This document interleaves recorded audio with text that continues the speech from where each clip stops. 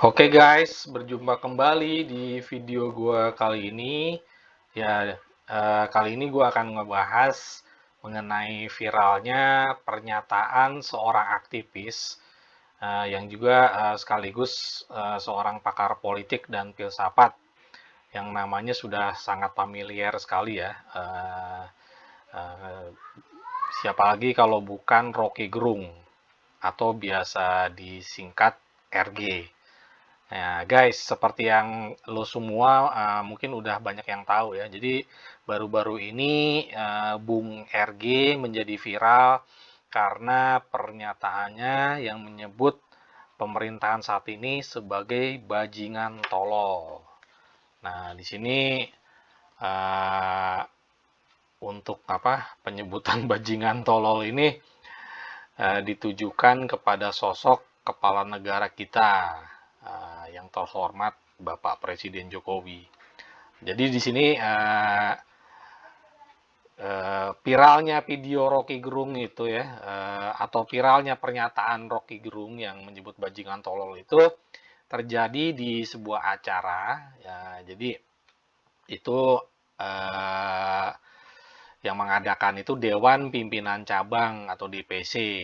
DPC Federasi Serikat Pekerja Logam, Elektronik dan Mesin yang merupakan salah satu grup organisasinya SPSI Kabupaten Kota Bekasi. Nah, jadi mereka mengadakan semacam acara seminar dan konsolidasi akbar atau AASB, seminar dan konsolidasi akbar menuju aksi akbar ultradamai yang rencananya akan diadakan pada tanggal 10 Agustus tahun 2023 ini. Oke, nah di sini di dalam video yang nanti akan gue tayangkan, jadi ada acara Aliansi Aksi Sejuta Buruh ini dibuka oleh kata sambutan itu nama tokoh Ibu Mirah Sumirat ya. Jadi beliau ini sebagai Presiden Asosiasi Serikat Pekerja Indonesia atau disingkat Aspek Indonesia. Nah, di dalam sambutannya Bu Mirah mengatakan kalau pesangon karyawan kerah putih, ya, kerah putih ini maksudnya level manajerial atau level manajer ke atas yang biasanya dapat sebanyak sampai dengan 1 miliar. Nah, sekarang ini sejak diberlakukannya Undang-Undang Cipta Kerja Omnibus Law ya, itu pesangon mereka cuma dapat 25 juta. Ya, di sini bisa dibayangkan ya guys, jumlahnya jomplang banget lah. Ini pesangon 25 juta dibandingin sama pesangon 1 miliar, itu jomplang banget jumlahnya gitu. Oke, nah di sini ya kita saksikan dulu lah untuk sambutan awal dari Ibu Mirah Sumirat tersebut. Guru saya Bung Rocky dan tentu kolega saya Bang Jumbur, ada Mbak Nining. 3 jam apa 2 jam kita telepon mau kopi darat, ternyata kejadian. Singkirkan orang-orang yang dengki itu ya. Mbak Narti juga sahabat saya dan juga para provokator semuanya. Ini kumpulan provokator ya, bukan inovator. Kawan-kawan, Aspek Indonesia Asosiasi Serikat Pekerja Indonesia akan siap bergabung pada aksi tanggal 10 Agustus 2023. Catat ya. Aspek Indonesia Federasi Sektor Jasa, dia terkenal dengan kerah putih, bukan kerah biru. Jadi orang-orang yang di atas UMP.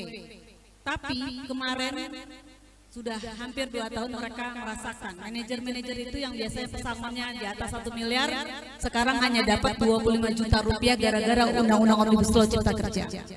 Jadi nggak ada alasan lagi bahwa kerah putih, kerah biru, mau kerah merah sekalipun, kita minta pemerintah Republik Indonesia Pak Joko Widodo mencabut Undang-Undang Omnibus Law Cipta Kerja. Kalau ada aksi yang sejenis, misalnya tanggal 9 Agustus itu di luar tanggung jawab saya. Jadi kawan-kawan nggak usah berkecil hati, ini nasihat buat saya saja. Tidak usah berkecil hati, tidak usah sedih bahwa kawan-kawan sesungguhnya pemenang di rakyat Indonesia. Hidup buruh! Terima kasih, saya lagi ditunggu-tunggu nih provokasi saya, tapi saya tahan dulu. Terima kasih. Kasih semangat Bung Rocky, saya nggak mau panjang lebar karena saya tahu Bung Gumur lagi ngetes saya. Terima kasih, Assalamualaikum warahmatullahi wabarakatuh.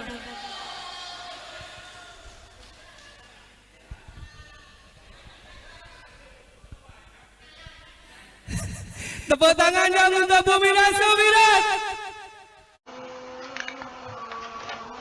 Oke guys, di sini gue akan sedikit membahas beberapa aspek mengenai sosok Mirah Sumirat. Ya, di sini dilansir dari laman inanews.co.id. Ya, di sini bisa kita baca di sini ya. Jadi Mirah Sumirat ini merupakan Presiden Serikat Karyawan PT Jalan Tol Lingkar Luar Jakarta, atau kita singkat aja PT JLJ. Dan dia juga merupakan Presiden Aspek Indonesia atau Asosiasi Serikat Pekerja Seluruh Indonesia. Nah, di sini beritanya itu tanggal 9 Januari tahun 2020 ya. Jadi di tahun 2020 ini disebutkan bahwa Aspek Indonesia bersama KSPI dan berbagai organisasi serikat pekerja itu menggelar aksi unjuk rasa solidaritas untuk Mirah Sumirat. Jadi ceritanya pada saat itu si Mirah Sumirat ini dipecat ya, atau di PHK secara sepihak. Oke, PHK sepihak yang dilakukan oleh jajaran direksi PT Jasa Marga dan juga PT JLJ sendiri. Nah, di sini untuk kantor pusat JLJ itu sendiri ada di daerah Jati Asih, Kota Bekasi. Oke, jadi di sini ada pernyataan juga dari seorang Sekjen Aspek Indonesia, namanya Bapak Sabda Pranawajati. Nah, beliau mengatakan bahwa Mirah Sumirat telah diperlakukan sewenang-wenang oleh direksi dan manajemen PT JLJ itu sebagai anak perusahaan PT Jasa Marga Persero. Seperti itu, guys. Oke. Nah, kemudian di sini juga si Sabda ini minta Kementerian BUMN untuk mencopot jajaran direksi PT Jasa Marga dan direksi PT JLJ karena dia menilai bahwa mereka telah melanggar Undang-Undang Nomor 13 Tahun 2003 tentang ketenagakerjaan, dan juga di sini melanggar Undang-Undang Ketenagakerjaan Pasal 151 Ayat 3. Ya, ada beberapa pasal yang dilanggar di dalam Undang-Undang Ketenagakerjaan tersebut. Seperti itu, guys. Oke, nah kemudian di sini mengenai Mirah Sumiratnya sendiri, itu dia jadi sekarang kalau sejak tahun 2020 tadi itu dia sudah berstatus sebagai mantan karyawan ya, karena udah dipecat atau di PHK secara sepihak. Nah, di sini untuk aspek organisasinya si Mirah Sumirat ini, Aspek Indonesia tersebut, jadi mereka menduga jadi pemecatannya itu dilatar belakangi oleh karena jajaran direksi Jasa Marga dan JLJ itu sudah merasa gerah dengan sepak terjang Mirah Sumirat yang selama ini aktif memperjuangkan hak-hak pekerja di lingkungan PT JLJ dan perusahaan jalan tol lainnya. Jadi menurut Mirah sendiri tidak cukup kuat secara hukum karena beliau merasa belum pernah diberikan surat peringatan 3 kali. Jadi kalau kita sebagai karyawan swasta yang mungkin udah nggak asing lagi, ada SP1, SP2, itu sampai dengan SP3. Biasanya kan kalau masih statusnya SP1 atau SP2 itu masih ada kemungkinan belum akan dipecat, ya kan? Kecuali si karyawan tidak menunjukkan itikat baik untuk mematuhi aturan perusahaan. Nah, sampai dengan keluarnya SP3 baru bisa dipecat atau di PHK, seperti itu guys. Oke, nah di sini juga gue pengen ngebahas sisi lain dari seorang Mirah Sumirat. Jadi di sini ternyata dia itu pernah nyalek guys. Jadi untuk daerah pemilihan atau dapil Jawa Barat 6. Nah di sini disebutkan untuk kelahirannya 20 September tahun 73. Jadi dia kelahiran 20 September tahun 73 dan pada saat itu dia di bawah bendera Partai Gerindra. Di sini bisa lo lihat lambangnya ya, Partai Gerindra itu di pemilu tahun 2019. Oke, kemudian di sini gua akan perlihatkan juga ada salah satu video dari Facebook nih di kanalnya MNC Trijaya FM, Radio Trijaya FM ya. Di sini akan gue perdengarkan. Kalau saya, nah ini saya perlu saya luruskan ya. Saya clear sekali terkait dengan pekerja atau buruh yang dia kerja lurus, gitu kerja yang sampai dia mencapai usia 56 tahun, itu dia dapat JHT-nya di usia 56 tahun. Itu nggak ada persoalan tuh. Saya nggak ngotak-ngatik. Yang saya pikirkan. Oke, jadi ini gue potong sedikit. Pada saat Trijaya FM posting video ini, temanya itu polemik pencairan JHT atau jaminan hari tua, salah satu fitur dari BPJS Ketenagakerjaan. Jadi menurut organisasinya Aspek Indonesia, pemerintah dinilai tidak peduli terhadap nasib para pekerja. Ya di sini ini tanggalnya tanggal 14 Februari 2022 ya. Jadi 14 Februari 2022 itu yang setahu gue itu ada ketentuan dari BPJS Ketenagakerjaan di mana karyawan baru bisa mencairkan jaminan hari tuanya setelah memasuki usia 56 tahun. Itu yang jadi polemik pada saat itu. Ini gue lanjutkan kembali ya. Reaksi yang kita protes, yang kita marah adalah ketika pekerja tersebut di tengah jalan ini di PHK, gitu, di PHK, kemudian belum sampai usia 56 tahun. Nah, pesangonnya itu nggak ada mereka.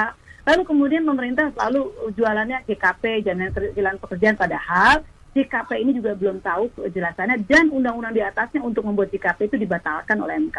Itu, Mas. Ya, itu yang menjadi concern. Artinya seluruh turunan dari karena undang-undang di atasnya sudah dibatalkan, tidak batalkan semuanya, tapi inkonstitusional bersyarat, jadi harus dibahas ulang. Itu harusnya tidak ada lagi peraturan-peraturan turunan di bawahnya gitu ya, Mbak Mirah ya. Termasuk JKP itu kan. Termasuk JKP. Betul, udah hentikan dong, kok masih nekat gitu loh.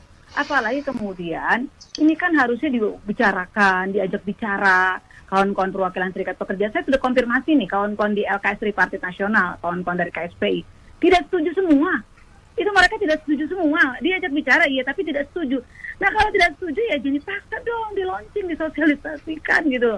Orang nggak setuju kok mereka. Terus buat apa keberadaan mereka di LKS Tripartit Nasional ketika dimintai pendapat mereka nggak setuju, tapi regulasi jalan terus. Buat apa gitu? Oke guys, ya demikian tadi udah gue paparkan beberapa aspek mengenai sosok Mirah Sumirat. Sekalian, tanpa berpanjang lebar, kami mengundang Bung Rocky Gerung untuk menyampaikan pandangan, dalil-dalilnya ya, yang apa tuh, membuat lawan politiknya tampak kayak manusia bodoh gitu ya, tampak bodoh sehingga harus disubsidi otaknya. Terima kasih Bung Rocky, silakan. Oke, terima kasih teman-teman. 10 Agustus kita bikin gara-gara. Kita cari gara-gara.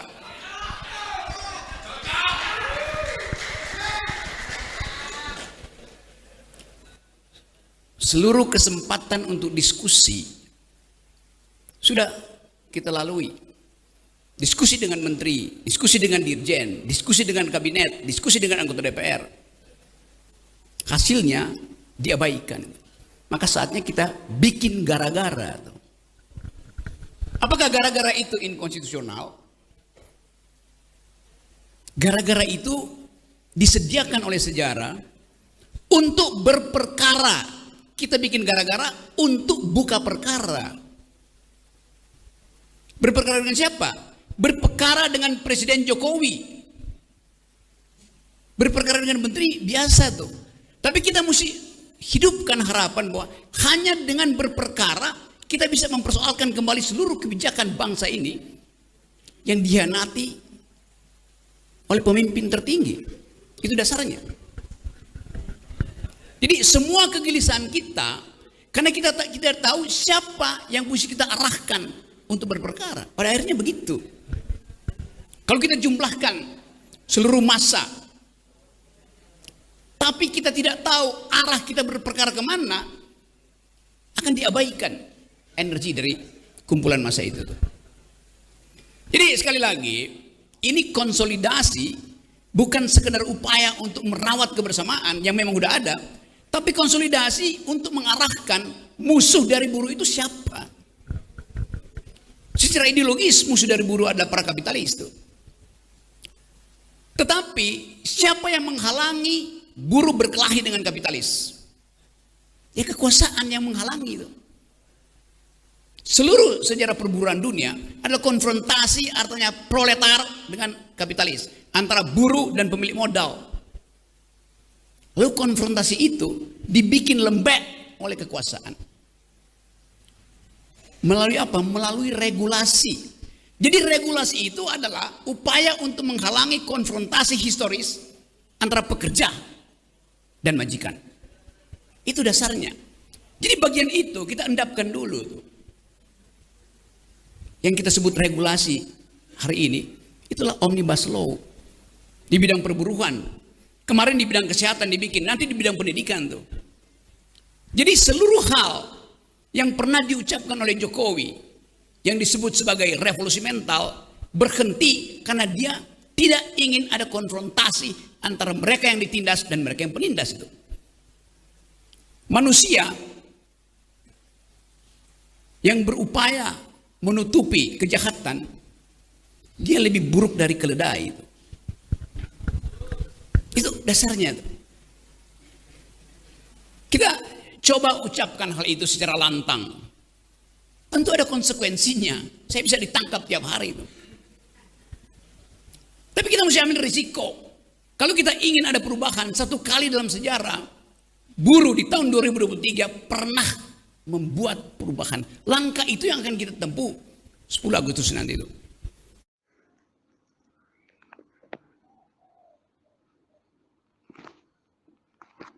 Ya, di sini dari menit keempat ini kita bisa mendengarkan cerita ketika Rocky Gerung bertemu dengan seorang buruh tani di bandara di kota Banyuwangi, Jawa Timur. Jadi si buruh tani ini menceritakan tentang kondisi perkebunan sawit tempatnya bekerja yang mengalami penurunan harga yang cukup drastis atau harga komoditi sawitnya anjlok. Ya mungkin ini bisa dijadikan sebagai alasan kenapa Rocky Gerung bisa mengeluarkan kata-kata makian yang sekasar itu.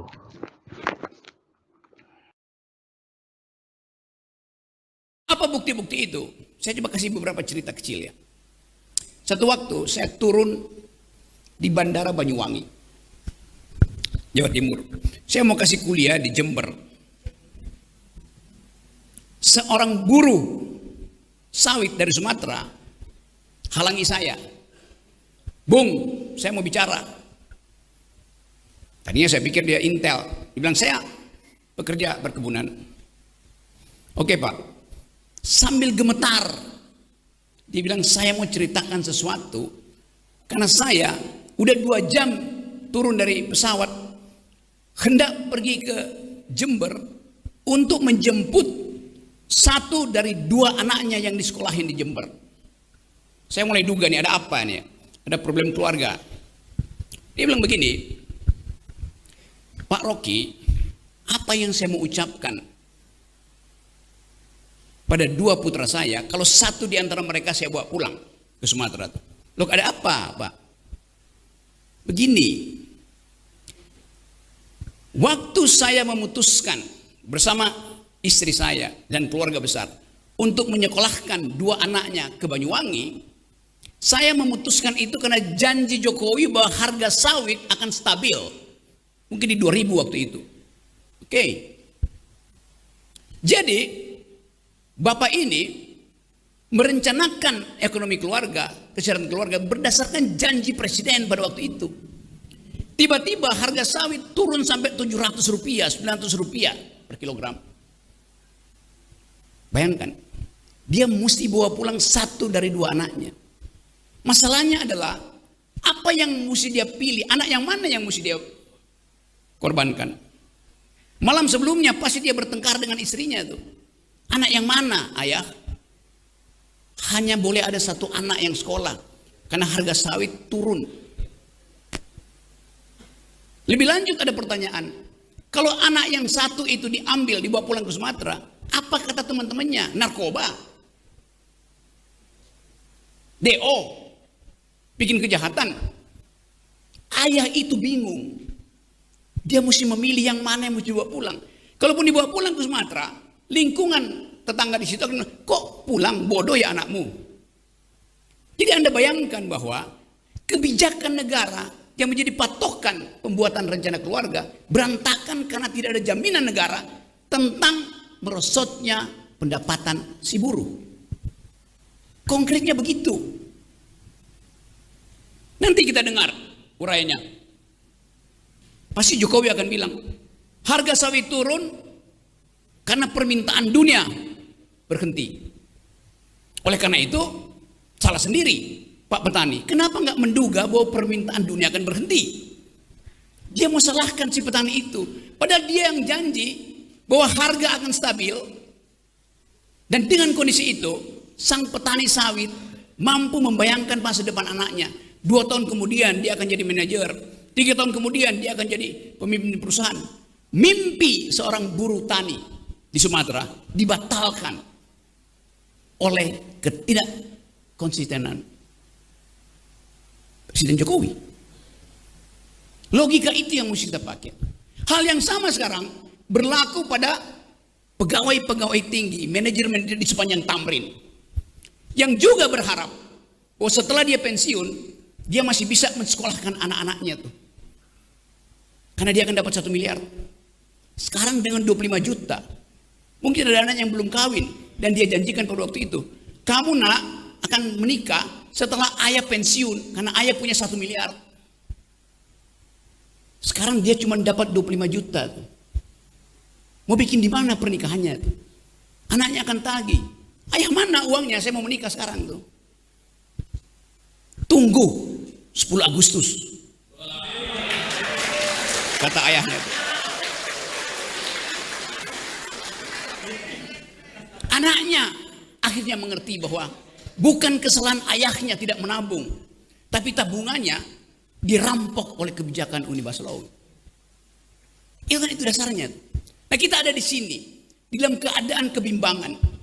Sementara Presiden Jokowi tidak pernah peduli permintaan buruh.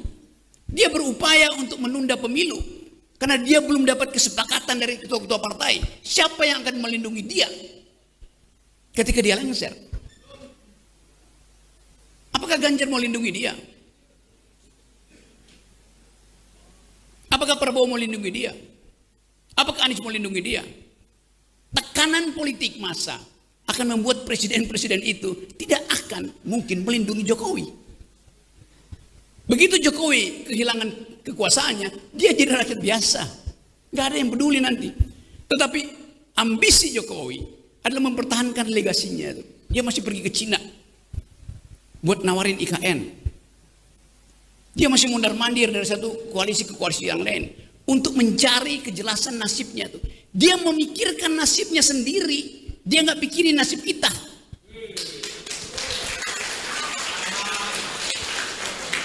Itu bajingan yang tolol. Kalau dia bajingan pinter, dia mau terima berdebat dengan Jumhur Hidayat. Tapi bajingan tolol itu sekaligus bajingan yang pengecut. Ajaib, bajingan tapi pengecut gitu. Jadi teman-teman, kita harus lantangkan ini. Saya percaya bahwa 10 Agustus nanti akan ada kemacetan di jalan tol. Bukan saya percaya, saya inginkan. Lebih baik macet di jalan tol daripada macet di jalan pikiran.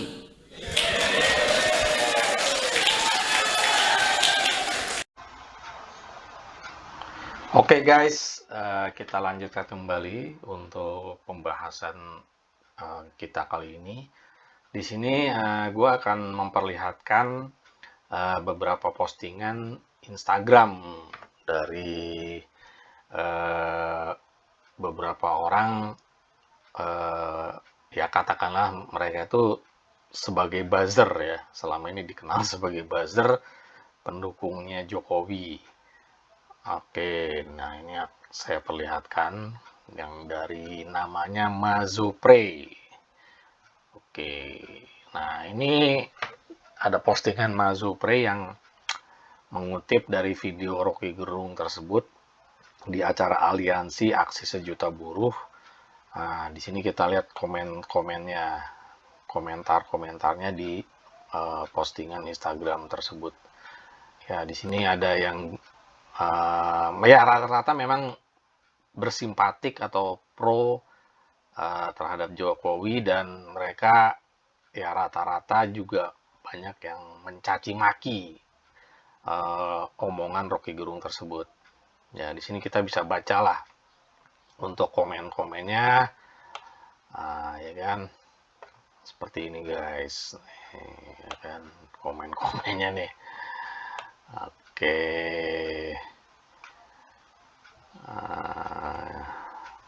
Rocky banyak bacot katanya. Jadi kalau 10 Agustus nanti tol macet karena bacotnya Rocky, Jokowi tetap kerja buat rakyat, Rocky tetap omong kosong. Nah, ini ada yang lebih ekstrim lagi nih. Andai Jokowi adalah Soeharto, maka Rocky Gerung akan hilang setelah ngomong begini katanya. Oke. Nah, ini yang bersimpatik sekali nih. Jutaan rakyat Indonesia sedih dan sakit hati mendengar presiden kebanggaannya dihina. Oke. Ya, di sini kita bisa lihat sendirilah komen-komennya ya. Oke. Tapi ini ada ya sedikit yang berbeda nih. Yang bela ya jelas pendukungnya Pak Prabowo lah, yang sudah mati-matian mendukung beliau sejak 2014. Nah, ini malah dia bilang kalau yang ngebela Rocky Gerung itu jelas pendukung Prabowo gitu kan. Oke. Nah, di sini saya justru pengen memperlihatkan pendukung Prabowo yang benar-benar benci dengan ucapan Rocky Gerung tersebut. Nah, tiada lain dia adalah Permadi Arya atau lebih dikenal sebagai Abu Janda. Nah, ini bakalan seru nih. Gue kasih denger aja deh untuk apa postingannya. Tulang lunak tua bangsat. Kau hina Presiden Republik Indonesia bajingan tolol. Kau yang tolol dasar babi kau. Kau tolol akibat otak kau penuh sperma karena totong kau itu sudah terlalu lama tak pakai. Dengan kata-kata tapi baguslah kau kawin. Jangan sampai manusia setengah babi macam kau punya keturunan. Nanti anak-anak kau cuma bisa jadi sampah peradaban di generasi mendatang. Ambisi Jokowi adalah mempertahankan legasinya. Dia masih pergi ke Cina buat nawarin IKN. Itu bajingan yang tolol. Bajingan yang tolol. Tulang lunak tua bangsat. Kau hina Presiden Republik Indonesia bajingan tolol. Kau yang tolol dasar babi kau. Kau tolol akibat otak kau penuh sperma karena totong kau itu sudah terlalu lama tak kau pakai. Tapi baguslah kau tidak kawin. Jangan sampai manusia setengah babi macam itu ya guys ya. Oke. Ya, di sini gue tadi ngelihat ada komentar yang cukup menarik. Nah, ini nih, Bu. Dia menyinggung kejombloannya Rocky Gerung yang sampai saat ini belum menikah memang. Buktikan jomblo apa kehebatan dan kelebihan kamu, itu ibarat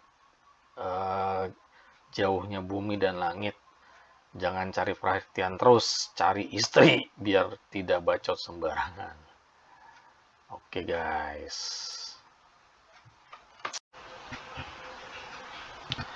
Ya, di sini kita lihat untuk IG-nya Majopre. Mas Jopre. Ya, ini si Mas Jopre ini gue nggak tahu sih nama aslinya siapa gitu kan. Cuma memang dia di Instagram dan ada channel YouTube juga, yaitu channel 2045 TV dan Cokro TV, itu lebih dikenal sebagai Mas Jopre. Oke, ini gue mau kasih lihat postingan IG-nya yang lain. Jadi dia membahas tentang omongan Rocky Gerung yang bajingan tolol tadi. Ya, di sini gua akan perdengarkan aja ya. Biasa di dalam perdebatan politik kan standar aja kan. Bajingan, apalagi kata bajingan. Bajingan itu bahkan dianggap dulu sebagai, di zaman Mataram itu justru ada orang yang udah riset ditulis di National Geographic. Bajingan artinya ya, nanti kita orang lihat. yang dicintai. Nah, ini nih ada definisi yang cukup menarik dari kata bajingan. Ini menurut Rocky Gerung sendiri ya. Jadi mungkin ini semacam semacam pembelaan gitu kan. Jadi dia bilang bajingan itu memiliki akronim yang profesi yang baik dan dekat dengan Tuhan. Nah, kemudian ada sosok namanya Desanti Aruming Tias. Ini dalam buku perancangan buku nilai sejarah dan filosofi Mataram Islam pada gerobak sapi. Ini whatever that means, ini menjelaskan bahwa dalam kultur budaya Jawa kusir gerobak sapi disebut bajingan. Oke, jadi ya ini ngeles banyak, bukan ngeles dikit lagi. ngeles banyak. Bajingan itu sebagai kusir gerobak sapi. Tuhan, itu namanya tuh bajingan. Karena itu dulu disebut sebagai kusir dokar, kusir apa namanya, kusir gerobak sapi, itu namanya bajingan. Jadi bajingan artinya mereka yang justru membawa berkah karena ngangkut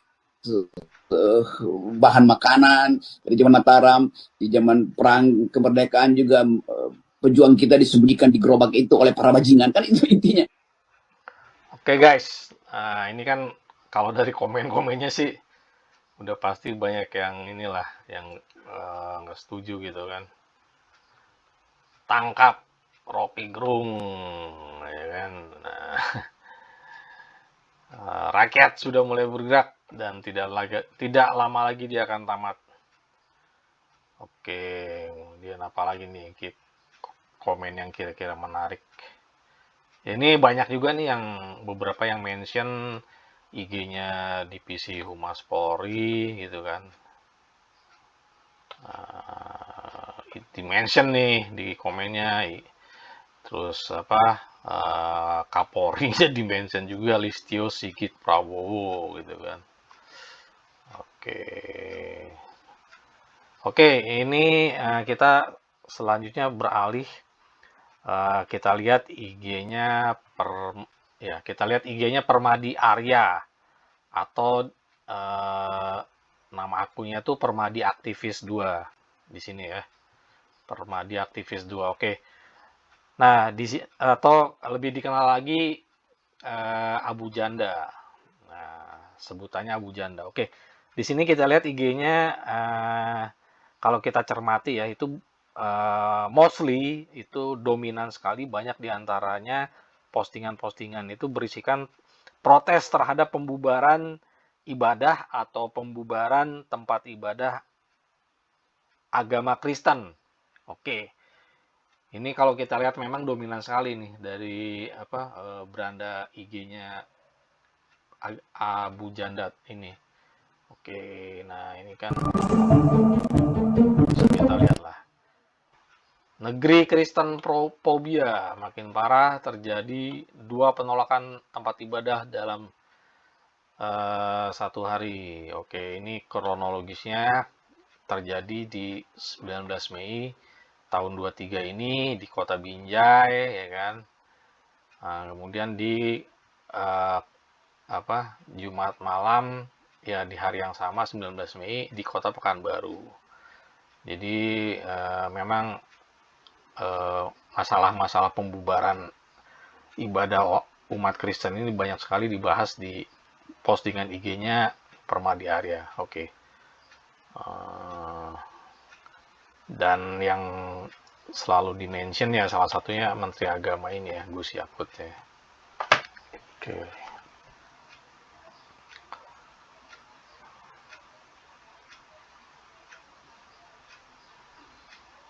Oke, ini ada lagi pembubaran tempat ibadah umat Kristen.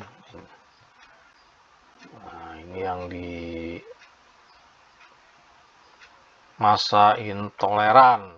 Ini saya bacakan aja untuk keempat kalinya kembali coba membubarkan ibadah jemaat Mawar Sharon di kota Binjai. Oh ya, ini kejadiannya masih di kota Binjai. Oke, kemudian ada beberapa postingan lagi. Nah, ini masih di kota Binjai, jemaat Mawar Sharon tanggal 23 Juli tahun 23. Oke, nah selain itu dia juga banyak terlihat kalau Permadi Arya ini adalah orang yang pro Yahudi dan pro Israel. Ya, ini dia memang telah banyak berkunjung ke negara tersebut. Bisa kita lihat di postingannya berikut ini. Oke, nah ini kan dia bilang sendiri, saya punya banyak sahabat Yahudi di Israel. Mereka sudah seperti saudara dia sendiri katanya. Kalau ada yang nanya kenapa saya pilih dukung Prabowo daripada Ganjar, adalah karena saya tidak bisa dukung capres yang antisemit atau rasis terhadap bangsa Yahudi, salah satunya dengan menolak timnas Israel U20. Nah, di sini kita lihat dia banyak kenal sama orang di Israel sana, ya kan. Banyak berkawan dengan beberapa orang Israel. Oke, kemudian di sini juga ada postingannya nih. Nah, ini dia di salah satu postingan IG-nya itu berlatar belakang bendera Israel yang sedang berkibar. Oke, kemudian juga, nah ini dia juga banyak mengkritik pemberitaan tentara Israel menindas umat Palestina.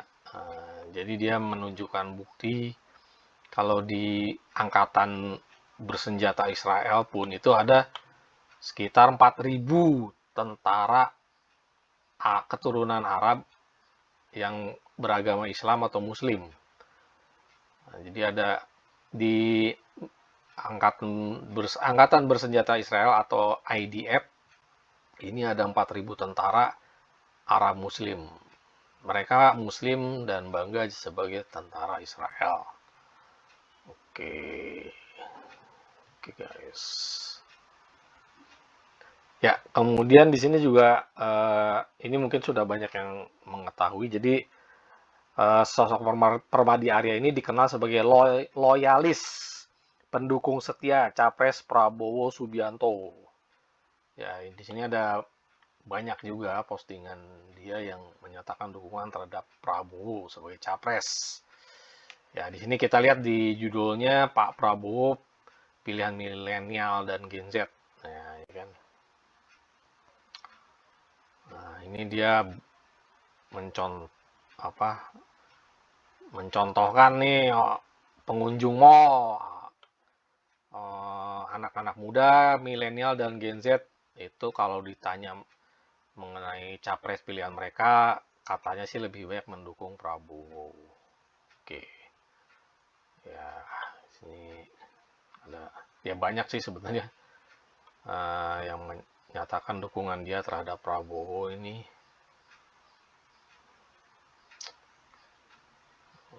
Oke.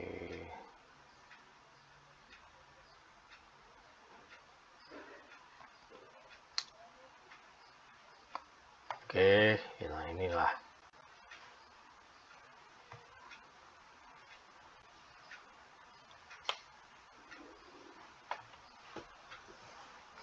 Oke guys, jadi di sini udah gua kasih lihat ya postingannya IG Permadi Arya. Nah ini nanti ya gua akan putarkan salah satu video menarik lainnya mengenai sosok Permadi Arya ini. Oke guys, kita lanjut lagi ya. Seperti yang tadi udah gue bilang. Di sini gue akan bahas mengenai video Abu Janda yang cukup menarik.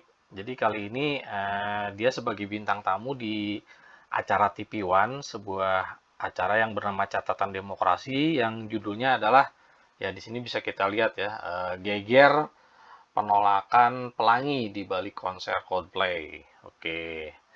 Nah, seperti yang sudah kita ketahui bersama, itu banyak pihak yang protes atas kehadiran band asal Inggris Coldplay melalui konser mereka di Jakarta. Jadi salah satu pihak yang protes atau menolak tersebut adalah PA 212, Perkumpulan Alumni 212. Dalam hal ini di acara TV ini diwakili oleh Wasekjen yang bernama Novel Bamukmin. Nah, for your info guys, jadi sosok Novel Bamukmin ini di kalangan para buzzer RP itu sering diolok-olok ya guys, karena giginya yang hancur berantakan. Ya, ya giginya memang hancur berantakan. Jadi ya ini gue kasih lihat aja guys ya. Ini ada sedikit tangkapan layar. Oke guys, ya di sini gue akan memperlihatkan giginya Novel Bamukmin. Ya ini banyak yang ompong, terlihat bolong-bolong. Jadi sangat kelihatan sekali itu giginya tidak rapih, benar-benar tidak rapih. Ya kalau ngelihatnya lucu kali, ketawa. Kasih kesempatan dulu, Bang Novel, nanti berganti. Jadi yang nggak boleh itu, yang dilarang di Arab Saudi itu adalah perilakunya. Orangnya boleh datang, orangnya boleh nggak hidup di Arab Saudi? Boleh.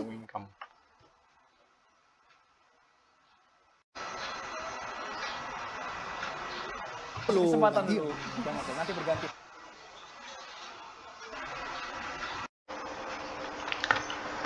Jadi alasan PA 212 menolak konser Coldplay adalah karena menurut mereka ya vokalisnya Chris Martin itu mempromosikan atau mengkampanyekan perilaku LGBT. Nah, di sini Abu Janda akan menangkal pendapat mereka. Jadi dia akan memberikan argumentasinya.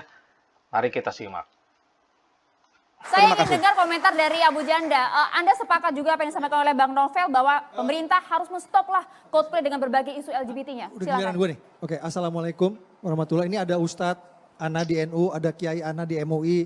Ini salam takzim juga buat ini Ana, ini ngefans berat nih dulu. Ini metal ini dulu nih. Cuman udah hijrah. Ini juga Ustadz. Jadi ini Ustadz semua nih di meja. Yang kejawen cuma Ana. Jadi izin Kiai, ini Ana mau share dikit berita dari Arab soal LGBT ya.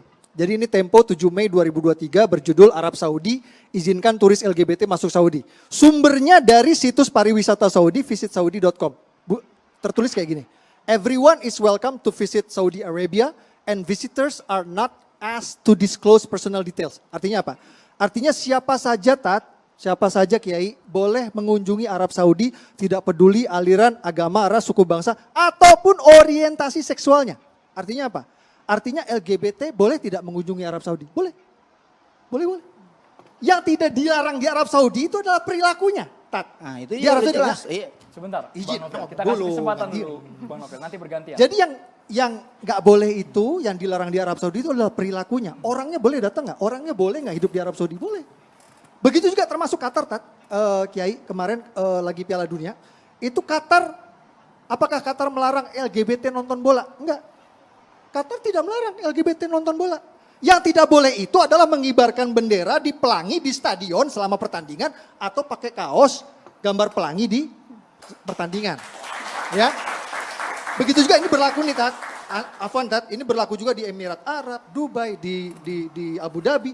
Semua negara-negara Arab tidak melarang ada LGBT tinggal di negaranya. Tapi kita Indonesia Oke, tadi kita sudah dengar ya bahwa pemerintah Qatar pada saat event sepak bola Piala Dunia tahun 22 kemarin itu mereka memperbolehkan penonton homoseksual atau supporter homoseksual untuk menikmati pertandingan bola di sepanjang Piala Dunia tersebut. Nah, bahkan Arab Saudi sekalipun, negara yang selama ini kita kenal itu sangat fanatik dalam menerapkan akidah agama Islam, sekarang pun mereka sudah memperbolehkan untuk para turis homoseksual untuk masuk ke negaranya. Ya, seperti itu ya guys. Nah, demikian juga hal-hal tersebut itu sudah berlaku di negara mayoritas Islam di Timur Tengah yang lain, seperti misalnya Uni Emirat Arab.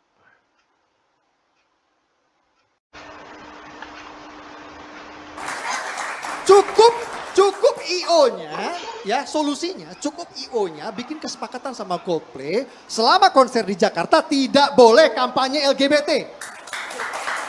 Tidak boleh, selama di Jakarta tidak boleh kibarkan bendera pelangi di panggung, tidak boleh pakai segala sesuatu atribut yang berbau pelangi di panggung, selesai. Sesimpel itu, seberadab itu kita bisa boleh, selesaikan. ke Bang Novel kita boleh, sampai situ dulu. Nanti dulu, Anda selesaiin dulu. Supaya durasi imbang ya. Jadi Bapak, sekali supaya lagi, durasi Tat, imbang. Kiai, Afwan, Tat, jangan kutuk perbuatannya. Haramkan perilakunya, tapi jangan benci orangnya dan jangan langgar hak asasinya. Oke, Bang Novel. Dan terakhir, yang Singkat, paling Bang. penting, poin yang paling penting, 2024 Prabowo Presiden. Bang Novel. Itu Bang di Novel. luar konteks, Mas Bang Arif. Novel. Ya guys, tadi kita sudah simak ya penuturan Abu Janda, argumentasinya tentang LGBT. Berdasarkan pemaparan beliau tadi, dikatakan bahwa janganlah mengutuk orang LGBT atau homoseksualnya, tapi kutuklah perilakunya, seperti itu. Ya tadi dia ngasih solusi, katanya cukup koordinasi dengan IO-nya untuk penyelenggaraan sebuah acara. Nah, di sini ya memang gua akui sih. Jadi gua emang udah cukup lama simpatik dan respect dengan pandangannya Abu Janda, terutama dalam menyikapi intoleransi. Nah, di situ gua banyak setuju tuh dengan pandangan-pandangan beliau. Cuma ada satu scene dalam cuplikan video tadi ya, yang ya gue bilang sih bisa dibilang anti klimaks. Jadi ketika si host acaranya yaitu Andromeda Mercury bilang tolong beri kesempatan pada Novel Bamukmin untuk bicara gitu kan. Nah si Abu Janda ngotot nih, dia masih pengen ngomong. Sampai ada momen ketika dia bilang ini ada satu poin lagi, ini yang terakhir dan justru ini yang paling penting katanya.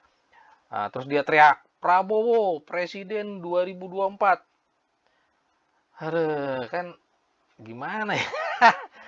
Ya jadi udah enak gitu kan tadi alurnya kan, dia udah pemaparan dia bahwa kita jangan mengutuk LGBT, argumentasinya begini gitu kan.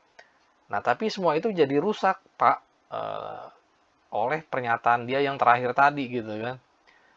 Jadi itu jadi ya bener sih, jadi kayak anti klimaks gitu kan. Jadi ya jadi ngaco lah, jadi semua rasa respect dan simpati yang tadi gua jelaskan itu jadi rusak gara-gara pernyataan terakhirnya tadi.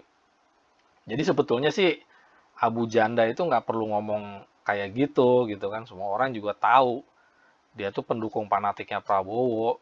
Nah, jadi nggak usah dibahas lagi sampai teriak-teriak segala.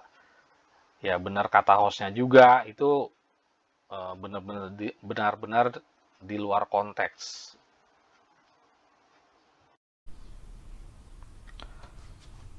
Oke guys, demikian video pembahasan yang telah lo tonton tadi mengenai pernyataan kontroversial Rocky Gerung, di mana dalam salah satu acara aliansi aksi sejuta buruh yang diadakan di Kota Bekasi, beliau berorasi di hadapan sekian banyak massa buruh, itu melontarkan kata-kata yang cukup kasar sih, memang bajingan tolol. Itu tiada lain tiada bukan ditujukan kepada sosok Presiden Bapak Jokowi. Oke guys, jadi memang di video kali ini itu prosesnya yang paling melelahkan ya kalau dibandingkan video-video sebelumnya yang gua telah upload di channel ini. Jadi for your info aja guys, itu untuk pembuatan video ini gue sampai bikin 12 fragmen atau 12 potongan video yang gue satukan pakai aplikasi video editor bawaan dari Windows.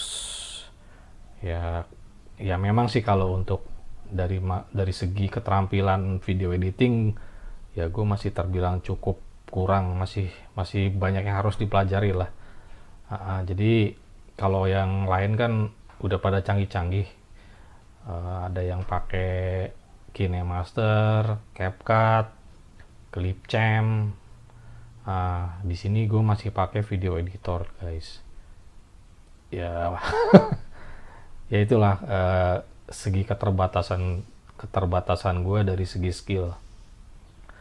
Ya nggak apa-apa sih guys, jadi walaupun melelahkan ya gue cukup puas lah dengan hasilnya. Jadi merupakan satu kepuasan batin tersendiri guys setiap kali gue merampungkan sebuah project video gitu kan. Gue dengan susah payah ngumpulin bahan-bahannya, konten-kontennya, melansir dari berbagai macam laman atau website gitu kan, terus ngambil potongan-potongan dari video YouTube atau Instagram orang lain, gue bikin narasinya. Ya itu lumayan proses yang ya cukup lumayan merepotkan, tapi setiap kali akhirnya rampung dan bisa dipublish atau diupload ke channel, itu kepuasan batinnya luar biasa guys. Oke. Jadi sebelumnya juga ya gue minta maaf apabila ada kata-kata atau narasi atau muatan konten video gambar yang mungkin menyinggung pihak tertentu ya. Jadi mulai dari pemilihan judul, deskripsi, thumbnail, itu muatan konten videonya itu gue maksudkan hanya sebagai mencari perhatian saja alias pansos. Ya ini udah pernah gue bilang di video sebelumnya ya. Jadi gue nih background gue hanyalah YouTuber pemula yang tidak memiliki background keartisan. Jadi gue pribadi gue ini tidak atau belum dikenal masyarakat luas. Jadi ya harap maklumi aja kalau gue awal-awal video ini masih sifatnya pansos atau mencari perhatian. Oke, tidak lupa juga di setiap akhir tayangan gue selalu minta dukungan kalian semua untuk channel ini, agar channel ini bisa lebih berkembang lagi. Nah, bentuk dukungannya boleh kalian subscribe gitu kan, atau kasih jempol, bisa itu jempol atas ataupun jempol bawah, bagi gue nggak masalah ya. Ya, jadi kalau misalnya kalian nonton video ini terus ya cuma sekedar nonton aja gitu kan, yang nggak ada jejak digitalnya, ya ya mbak, ya channel gue juga nggak ini gitu, nggak akan terdongkrak algoritmanya supaya lebih dikenal oleh pencarian YouTube gitu. Ya salah satu caranya ya ada yang subscribe atau ada yang kasih jempol, seperti itu guys. Ya diharapkan dengan semakin berkembangnya channel ini, gue akan lebih terpacu lagi, termotivasi lagi untuk bikin konten-konten yang lebih berkualitas dan berbobot di masa kedepannya. Oke guys, see you on my next videos. Bye.